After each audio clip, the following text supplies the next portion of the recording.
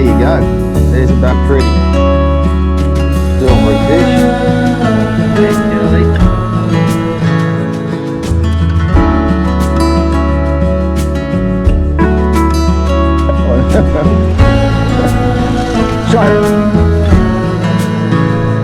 Tilly's got a cracking largemouth nanny.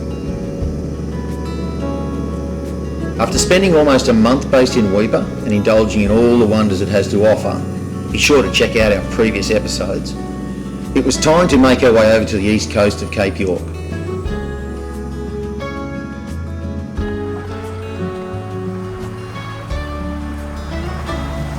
We'd had to delay this leg of our trip due to large wet season rains that kept the eastern watersheds too high to safely traverse with our slide-on camper and boat in tow.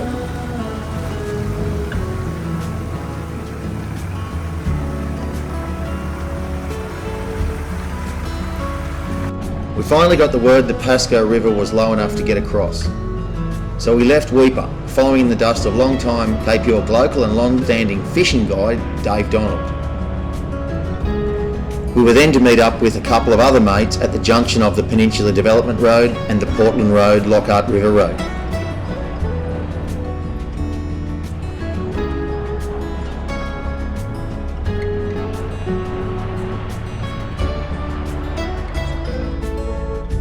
Not much work had been done on the road as the rains had only just finished up a week or so prior.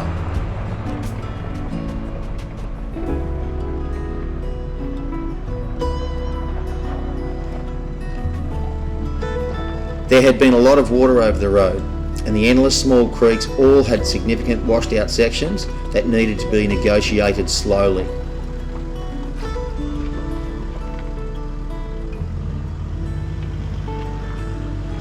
Our boat trailers were not made for this serious off-road work, so we nursed them through many rough sections.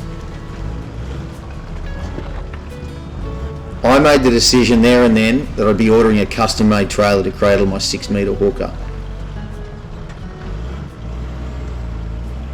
But suffice to say, one is being built as you view this.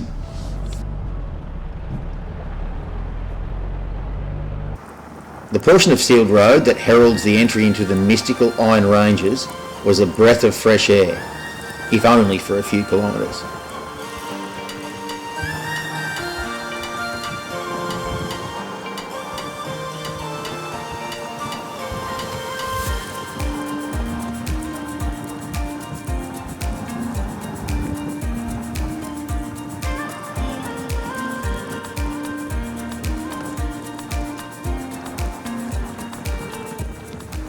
The towering Mount Tozer is a true sentinel standing watch over this great land.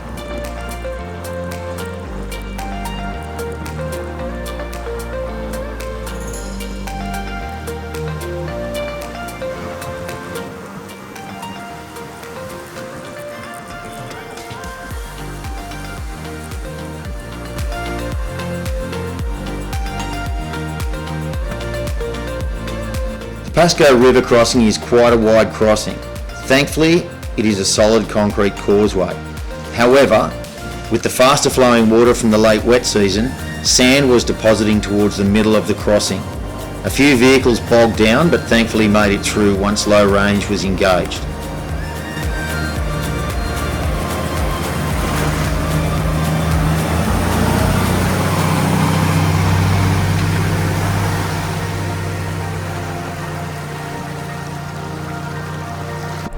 We selected low range second gear before commencing, and we lost a bit of traction for a short part, but we got through no problems.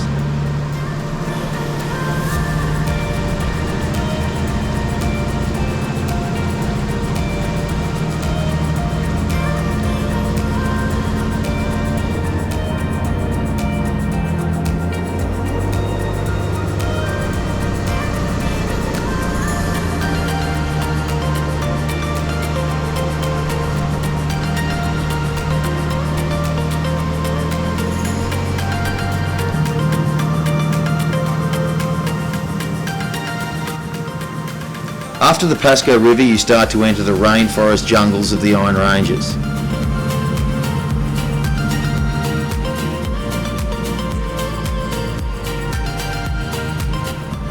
The Iron Ranges contains one of the largest remaining areas of lowland rainforest to be found in Australia.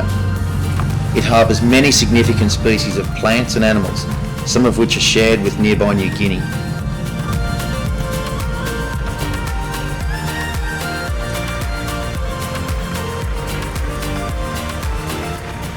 The coastal areas from Lockhart River through to Chile Beach, Cape Weymouth and Portland Roads is where these lost jungles meet the Great Barrier Reef.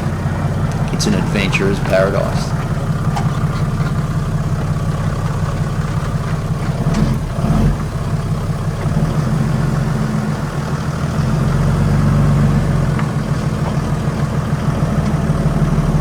There are numerous narrow bridges across creeks that empty into coastal swamps. Our low slung boat trailers slowed down progress yet again, but better to be safe than sorry by rushing.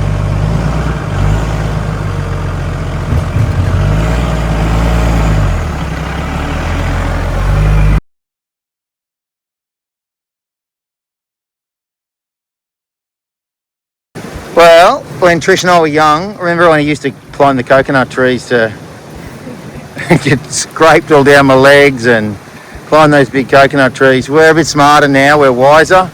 I married a tall girl. You want to grab a couple of coconuts for us there, darling? Everyone, all these heroes climb the trees. Well, here's my hero. She's just climbing the coconut tree now. Twist him, bloke. There you go. That's the secret as you age, guys. Shorter coconut palms. She still can't get it. That's the problem. When you climb up and you get up there, you've got to keep twisting till they come off. Sound alright? It doesn't sound like there's any... It's heavy enough that there's got to be. Yeah, I guess you're not... I think it's full. I think so. Nice coconuts, chick. Oh my lord. Yeah, see, green ones, right? That'll be perfect. Can't believe you're so tall. You standing on something? Oh, a couple of bits of sand. All right, cook some fish with coconut. Coconut water, coconut milk. We finally arrived at Cape Weymouth Campground and Cabins. This is a privately owned, totally waterfront property that offers limited numbers of people access to a very special slice of Cape York. It's situated roughly halfway between Chile Beach and Portland Roads. We've been looking forward to stopping here for an extended period for a couple of years now. So we set up camp, knocked up a fire and enjoyed the sensational views.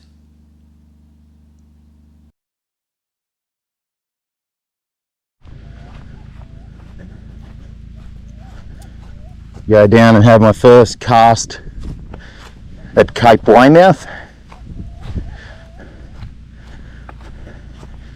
We've got the boat here, but it's blowing its backside off in any exposed areas, so it's a bit difficult. We'll go down to this little shelter bay, have a quick cast. Tide's dropping. Problem is, got to be wary of crocs, but there's some higher rocks down there we can stand on and flick some casts out. So we shall do that, and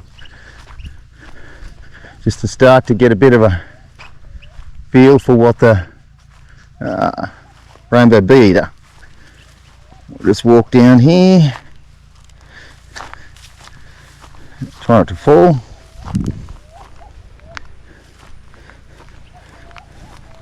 Lucky I got the Japanese safety boots on, which is a step up on what I used to have when I was a young bloke, just bare feet. Oh well, we are what we are. I don't mind spending a fair bit of time in bare feet. You're born with them, so they've got to be right to wear. Toughen your feet up a little bit. Righto. A couple of doves down there on the rocks. It's a pretty little place. Pick our little step through. Righto. Very pretty little cove, this one. Could there be a fish sitting in there on this high tide? Let's have a try.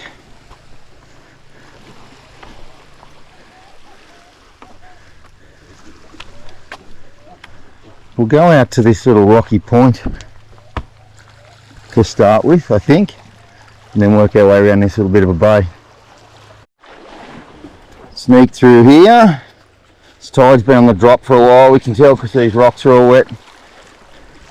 Oh, it's dropped a fair bit already. It should be a good time to fish these sorts of little bays. They'll hold bait at high tide and the bait has to get out of here.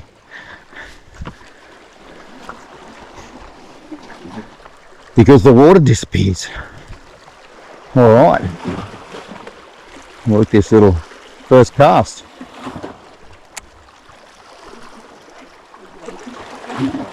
Likely to get anything around here. Or nothing. Which is always ways fishing. You just got to plug away at it. So first cast. No good, but if you don't succeed, I've been taught to try and try again. Out around those mangroves there. Very shallow, but you'd expect that.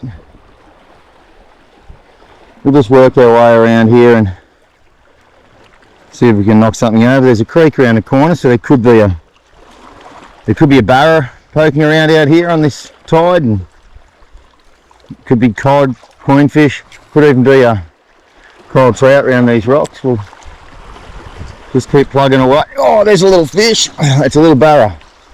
There you go. Sorry for getting my thumb in the way. There's a barra right there.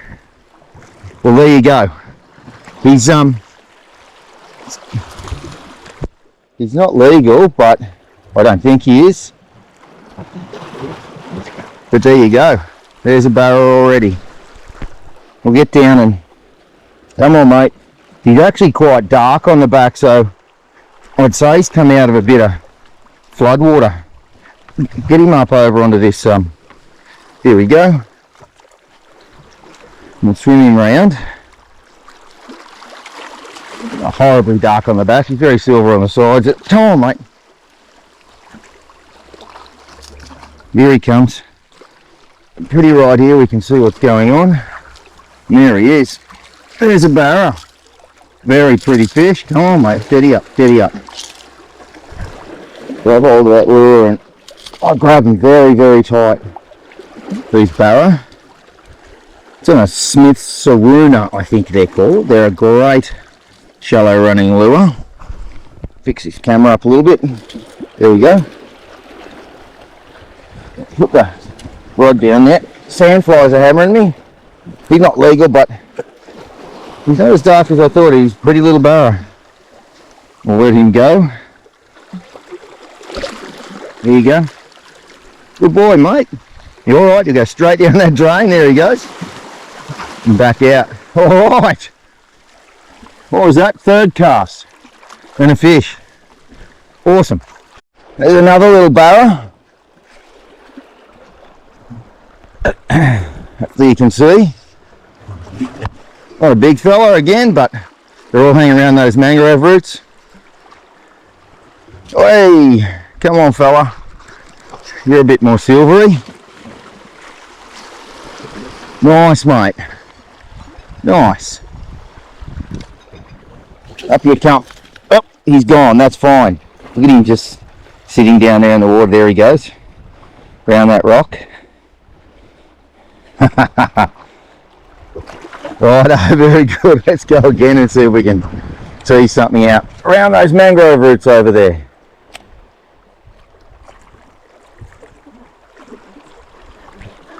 Couple of really good twitches. Tends to activate them and get them to come out and strike quite often. Need to be woken up sometimes.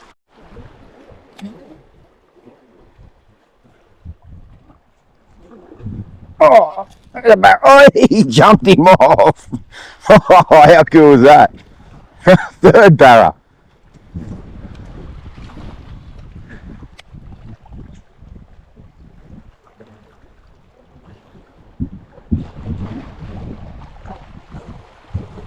I ended up catching another couple of small barra and enjoyed some great strikes from a few more, all directly below our campsite at Cape Weymouth. The next morning, I'd organised to meet the rest of the crew that we had travelled in with. Just walking down to the boat ramp at Portland Roads. As I would have mentioned before, it's been a late wet season. So as a result, there's still a lot of barra out on the coastal headlands and around the rocks. So let's see if they're here.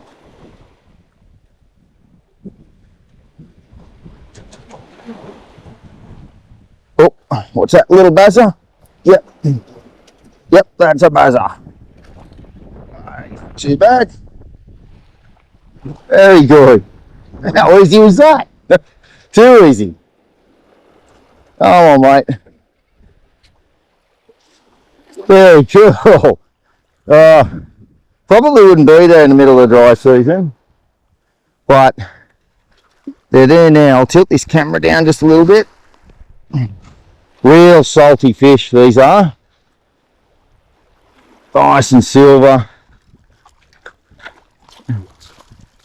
Don't like dragging them up the rocks like that.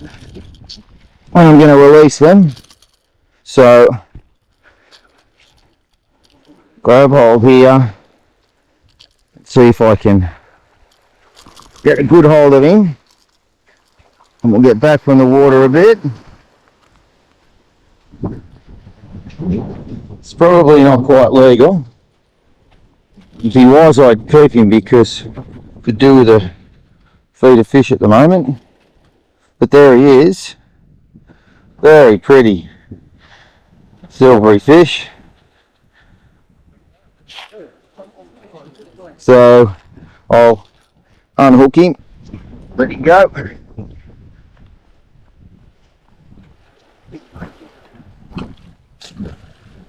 Righto, he's fine. There's a few clocks hanging around here, so we have to be a bit careful. Trying to eat a barra.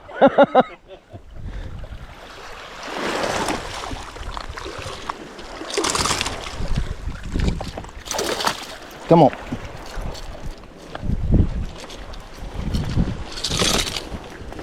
Oh, we don't want to hurt you. Dangerous little buggers.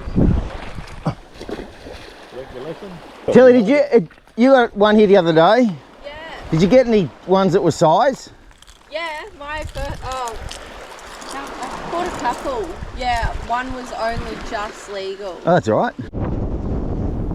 Dave Donald and Portland Road resident Tilly Wren jumped on the boat with me for a run, but the howling southeast winds ensured we stayed tucked inside the protection of Portland Road's headland.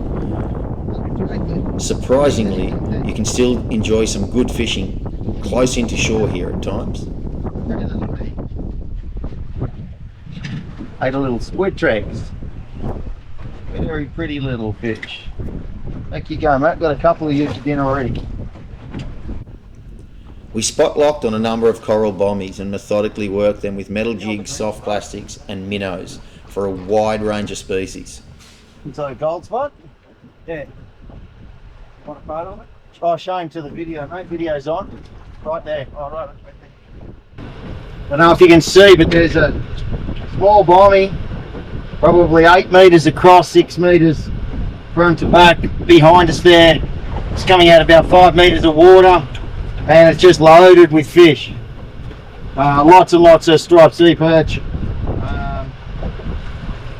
coral trout, largemouth nannies, got a few of them. We just keep fishing it with these plastics, dropping them down and jigging along the bottom. Soft plastic prawns and fish. There's one isolated bommy off the main reef edge, which you'll probably see in the background there. Hey, Tilly's on! What's Tilly got? Oh. I'll get the video on her. Tilly's up the front. Oh, she got the daddy. He's got a little daddy. Righto. Look at him, Tilly. Look how pretty these fish are. And Tilly, I don't know how big the other one you got earlier on was. Fairly bigger than that. Yeah. 3 or 4 times the size of that. Massive. But yeah, they're just so pretty. Alright, that one can go back. Well done. Oh, just throwing that bloody deep diver too. Yeah. That's unreal. Interestingly, sharp-eyed Dave Donald noted that Tilly's fish was in fact a black-tailed snapper and not actually a largemouth nannygoat as we had thought. There certainly isn't much between the two species from a visual perspective. Sundown and salty cheeks. It's not cute looking kicked out of the bar. Another trevally for me. You're no longer 19. The gold spot. Feeling This is little one. And the gold spot dates on there too. don't make my guts right now. Some still figure Gone. Had a big shark up here before. So Dave's going hard. Oh! Nice, Grassy.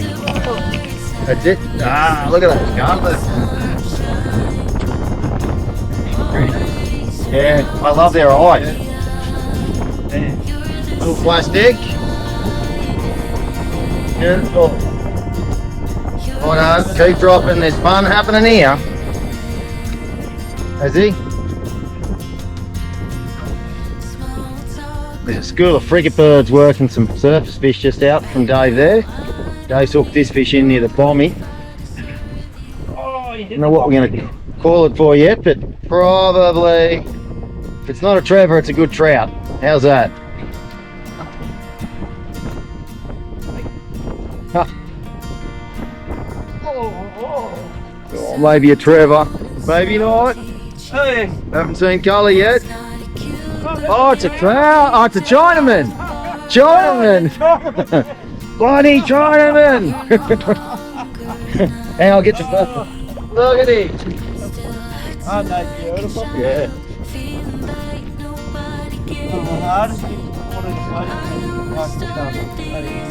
Right, look at him. Yeah, they go hard, the Chinamen, don't they? Look at him. Yeah, and it's pretty. Stay there and I'll get a photo.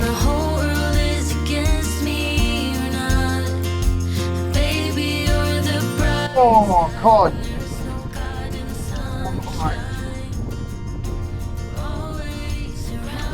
Always a local cod. We had a cod that big cod.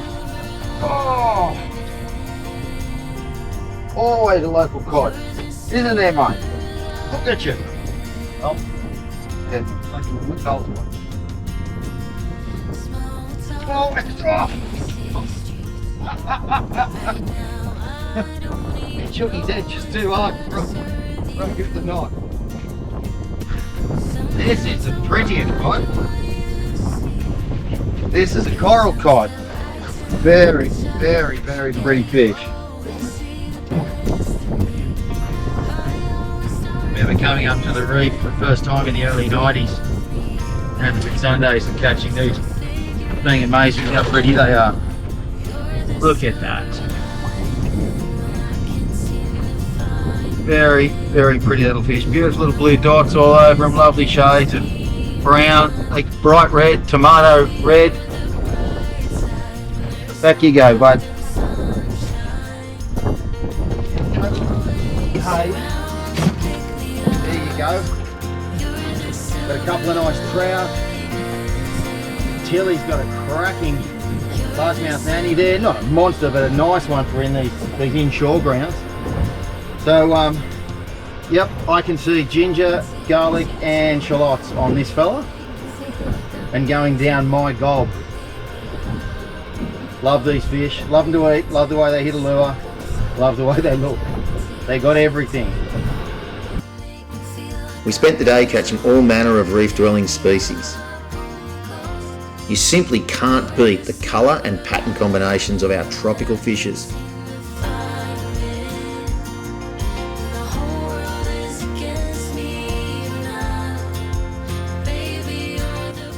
Despite us being all prepared to spend a few weeks based out of Cape Weymouth, the flooding rains that were occurring in New South Wales had wreaked havoc on our cattle farm.